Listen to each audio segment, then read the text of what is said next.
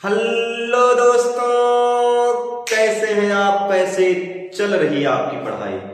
मैं महेंद्र पारसारथी आपका अपने इस चैनल के माध्यम से स्वागत करता हूं, वंदन करता हूं और दोस्तों अभिनंदन करता हूं। और मैं आशा करता हूं कि आप लोग बिल्कुल स्वस्थ होंगे, मस्त होंगे, अपनी अपनी पढ़ाई में बिल्कुल व्यस्त होंगे। दोस्तों आज सुपरफास्ट क्लास की 5वीं क्लास है आप लोगों के बीच में। जो चौथी क्लास में कुछ बची हुई क्लासेस थी उसके बारे में हम पढ़ाने वाले हैं। देखिएगा, ये चैप्टर है आपका नाविकों का वर्गीकरण। नाविकों का वर्गीकरण के बारे में चर्चा करें। देखिए मेरे प्यारे, अगर सबसे पहले हम बात करते हैं कि आपका मान लीजिए ये आपको कोई तत्व है, यहाँ पर आपका जेड है, यहाँ पर क्या होता है, ए होता है। इसको हम बोलते हैं परमाणु क्रमांक। ध्यान दीजिए, इसको बोलते हैं परमाणु क्रमांक। यह प्रोटॉनों की संख्या होती है और इलेक्ट्रॉन संख्या क्या होती है, बराबर होती है। और ये जो होता है इसको हम बोलते हैं द्रव्यमान संख्या। द्रव्यमान संख्या बोलेंगे, परमाणु भार बोलेंगे, या न्यूक्लियनों की संख्या p प्लस n, जहां प्रोटॉन और न्यूट्रॉन का क्या होता है, योग होता है। तो मेरे प्यारे, आज इसी दोनों की बात पर हम चर्चा करने वाले हैं कि कोई भी अगर परमाणु और परमाणु क्या होता है आपका क्या होता है, उसके नाभिक में आपके प्रोटॉन पाए जाते हैं। प्रोटॉन को हम बोलते हैं परमाणु क्रमांक, जिससे इसको हम क्या करते हैं मेरे प्यारे, प्रदर्शित करते हैं।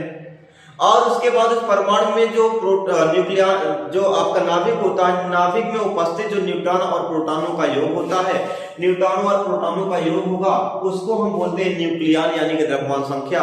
यह परमाणु भार के नाम से जानते हैं।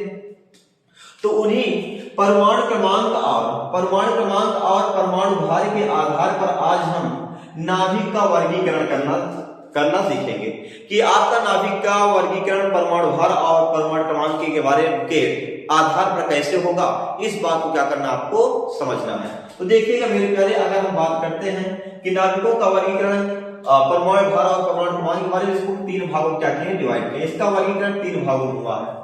सबसे पहला काम आपका होता है समभारिक। सबसे पहले समस्थानिक लिखो, सबसे पहले मेरे प्यारे समस्थानिक। दूसरा होता है आपका समभारिक। और तीसरे की अगर हम बात करते हैं, इसको बोलते हैं समन्यूट्रॉनिक के नाम से इसको जानते हैं।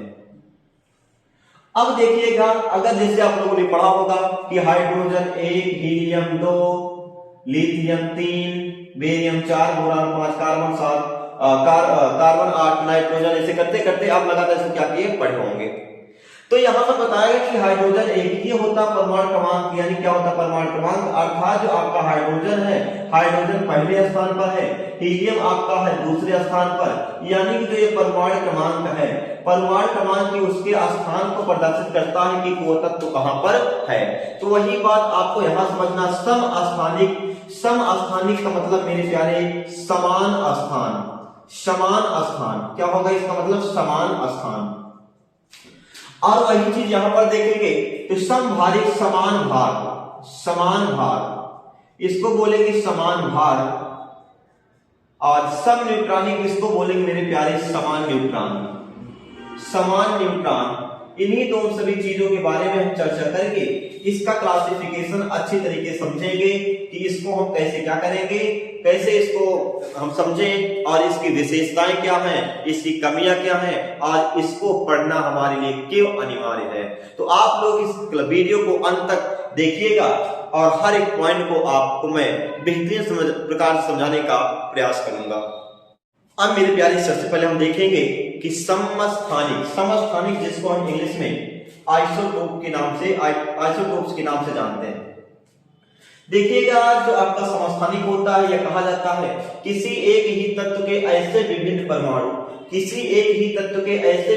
परमाणु जिनके नाभिकों में प्रोटॉनों की संख्या क्या होती है, समान होती है। प्रोटॉनों की संख्या का मतलब मेरे प्यारे परमाणु क्रमांक क्या होता है, समान होती है, परंतु न्यूट्रॉनों की संख्या भिन्न होगी। परंतु न्यूट्रॉनों की संख्या क्या होती है, भिन्न होती है। उसको हम समस्थानिक के नाम से जानते हैं। और अगर इसके और डिफिनेशन की बात करें, आप कह सकते हैं कि ऐसे कि किसी एक ही तत्व के ऐसे विभिन्न परमाणु जिनके नाभिकों में मेरे प्यारे क्या होगा, परमाणु क्रमांक तो समान होगा।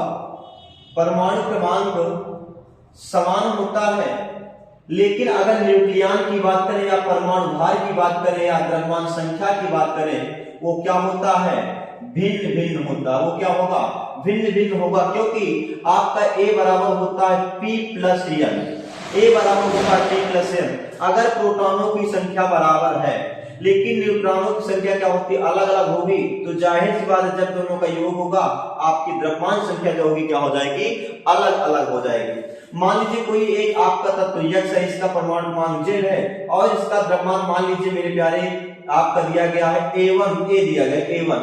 तो अगर इसी प्रकार दूसरा हम तत्व और लेंगे X, यहाँ पर Z तो बराबर होगा लेकिन ये जो संख्या है ये मेरे प्यारे क्या होगा, अलग अलग हो जाएगा।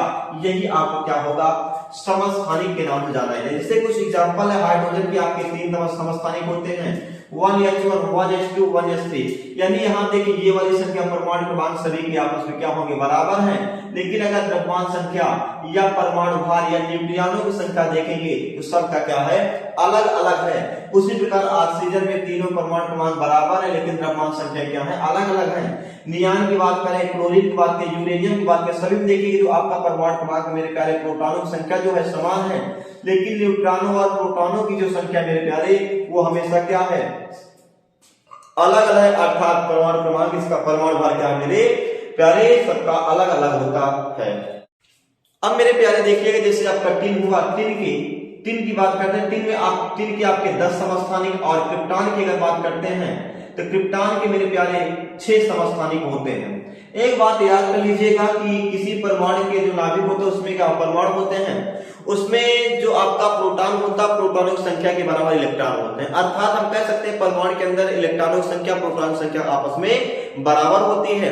अगर किसी परमाणु प्रोटॉनों की संख्या इलेक्ट्रॉनों की संख्या आपस में बराबर होगी मेरे प्यारे, तो यहाँ पर समझ लीजिएगा हमेशा उसमें रासायनिक गुण पाया जाएगा, उसमें रासायनिक गुण होता है। लेकिन अगर हम बात करते हैं यहाँ पर क्या है कि A बराबर P प्लस N, यहाँ यानी कि P प्लस N प्रोटॉनों की संख्या इलेक्ट्रॉनों की संख्या आपस में बराबर तो है मेरे प्यारे, लेकिन न्यूट्रॉनों की संख्या अगर अलग अलग है तो आप कह सकते हैं कि यह आपका क्या होगा, इसमें भौतिक गुण क्या होते हैं, समान नहीं होंगे। दोनों तत्वों के जो भौतिक गुण होते हैं वो भौतिक गुण आपस में समान नहीं होते हैं। अब इसके बाद मेरे प्यारे जो आपका समस्थानिक होता है, समस्थानिक को हम समप्रोटॉनिक या आइसोटोप के नाम से भी जानते हैं। लेकिन हम बात करते हैं आगे अगर देखा जाए तो असंभारिक जो होता है, संभारिक को हमने बताया था समान भार, अर्थात ऐसे नाभिक जिनमें परमाणु भार क्या होता है, बराबर होगा, किंतु जो परमाणु क्रमांक होगा मेरे प्यारे, परमाणु क्रमांक क्या होते हैं, आपस में भिन्न भिन्न होते हैं।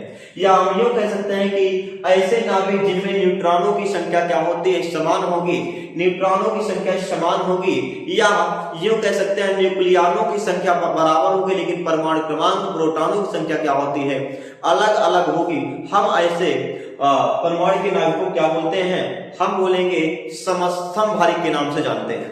देखिए फॉर एग्जांपल की बात जैसे किया जाए, ये आपका देखिएगा प्रोटॉनों की संख्या परमाणु क्रमांक है, ये आपका द्रव्यमान संख्या दोनों में क्या है, आपस बराबर है, लेकिन परमाणु क्रमांक दोनों क्या है, आपस में चेंज है।